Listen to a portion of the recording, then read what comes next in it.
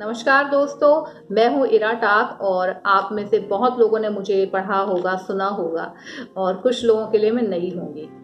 देश दुनिया के जो अभी हालात हैं वो सब आप जानते ही हैं और हम सब अपने घरों में कैद हैं। हजारों लाखों लोग भूखे मर रहे हैं, बेरोजगार हो गए हैं। बहुत अजीब माहौल है, लेकिन इस समय सबसे ज़रूरी है कि हम अपने आप को पॉजिटिव बनाए रखें, हिम्मत रखें, घर में साफ सफाई रखें और सबसे इम्पोर्टेंट कि मिलजुल के घर के काम करें, क्योंकि इस समय डोमेस्टिक वायलेंस की बहुत सारी शिकायतें आ रही हैं। तो आई होप कि आप सब अपने घर में प्यार से, सकारात्मकता से, खुश होके काम कर रहे होंगे, अच्छे से रह रहे होंगे। तो मैं साहित्य तक के साथ आपको ले चलती हूँ आज किताबों की दुनिया में और मैं आपको सुनाऊंगी अपने कहानी संग्रह रात पहेली से एक अंश। कहानी का नाम है पताका और उसमें से एक मैं अंश पढ़ूंगी आपके लिए। बेटे की मौत के 2 साल बाद तिवारी होम वॉर फिर से शुरू हो गया था। फिर से सुडोकू वाला पन्ना गायब हो जाता, टीवी का रिमोट अंडरग्राउंड कर दिया जाता, जर्दे की पुड़िया छुपा दी जाती, सुबह सुबह उठा पटक राग चालू हो जाता। मन ही मन दोनों को ये अपने बेटे आकाश के दुख से भागने का सबसे कारगर उपाय लगता। कुछ दिनों पहले तिवारी जी ने एक अजीब सी आदत डाल ली थी। नहाने के बाद वो अपनी चड्डी बनियान पानी में निचोड़कर मेन गेट के पर सुखाने टांग देते थे। जब सरला कॉलेज से लौटती तो लोहे के बड़े से गेट के भालों पर नीले पट्टे वाली चड्डी और मटमैली सफेद बनियान देखकर उनका मूड खराब हो जाता। वे चिड़चिड़ाते हुए उन कपड़ों को उतारती और बेडरूम में तिवारी जी के सामने गुस्से में पटक देती। इतनी बार कहा है, अपनी चड्डी बनियान गेट पर झंडे की तरह मत टांगा करो। घर में 2-2 तार लगे हैं कपड़े सुखाने को। अरे यार, उधर तुम्हारे पेड़ पौधों ने सारी धूप रोक रखी है और धूप में सुखाने से कीटाणु मरते हैं। हाँ, सारे कीटाणु तो तुम्हारे कपड़ों में ही है। इतनी धूप चाहिए तो छत पर जाओ और वहां पे सुखाओ। अरे वॉशिंग मशीन में डाल दिया करो, पानी से धोने पर कपड़ों का मैल नहीं निकलता। रंग ही बदल दिया है तुमने कपड़ों का। पर तिवारी जी ठहरे मस्त मौला, हमेशा अपने मन की करते।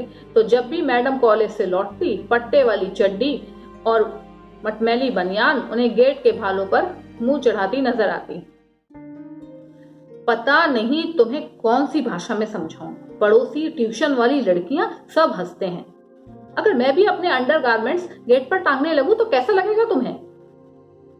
अरे बेगम, तिवारी जी मुंह में जर्दा डालते और फिर बोलते, इससे पता लगता है घर में एक मर्द रहता है। गली में तुम्हें कोई छेड़ने की हिम्मत नहीं करेगा।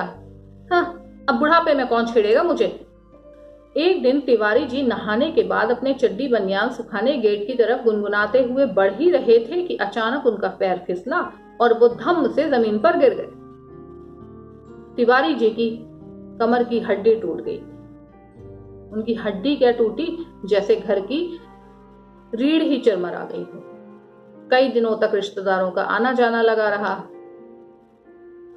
बेटे के न रहने का गम, रिश्तेदारों की लालची आंखें और तिवारी जी की ऐसी हालत, सरला की हिम्मत टूटने लगी थी। उन्होंने कॉलेज से लंबी छुट्टी ले ली।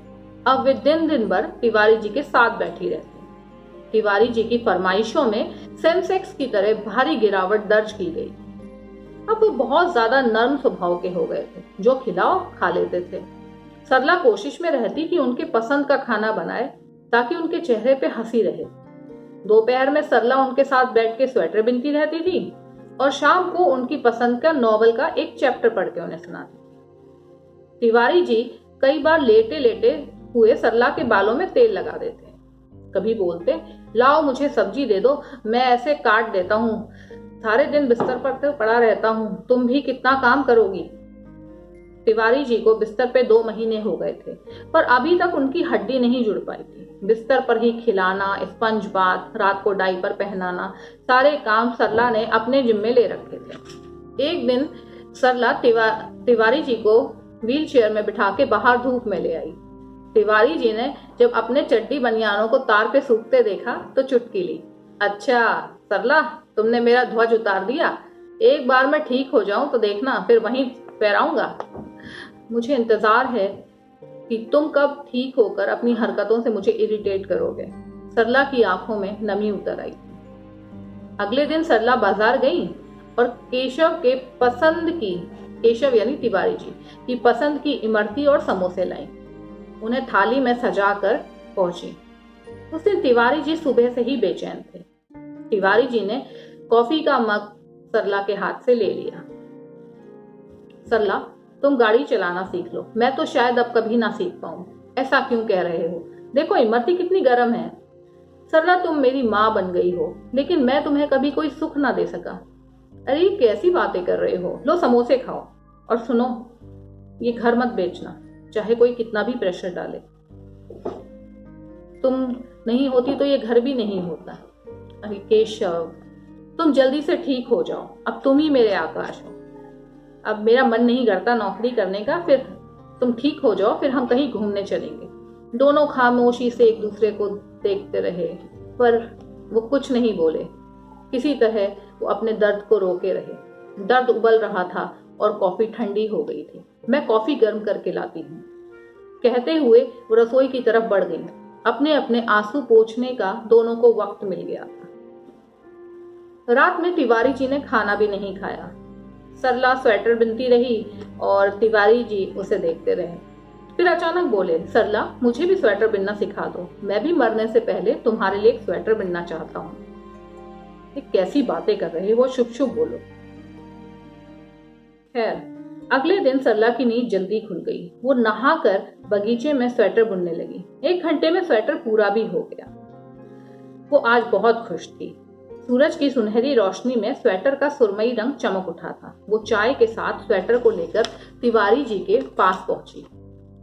कंधे पर टंगा स्वेटर उन्होंने तिवारी जी के सीने पर रख दिया। 2-3 बार आवाज देने के बाद भी वो उठे नहीं। तिवारी जी चिर निद्रा में सो चुके थे। सरला स्तब्ध रह गई। चाय का कप हाथों में लिए वो तिवारी जी को पुकारती रही और फिर बेसुध होकर उसी कप से चाय पीने लगी। उनकी आंखों से लगातार आंसू बहे जा रहे थे। फिर जैसे अचानक सरला को कुछ याद आया। वो उठी और बाथरूम में जाकर तिवारी जी के चड्डे बनियान साबुन से रगड़ रगड़ कर धोने लगी। तिवारी जी की हड्डी टूटने के बाद से उन्होंने जो भी दर्द और आंसू रोक रखे थे वो आज बेलगाम बह निकले थे। नल पूरा खुला हुआ था। पानी बाल्टी से लगातार बहे जा रहा था। उसके शोर में सरला के रोने की आवाज दब गई थी।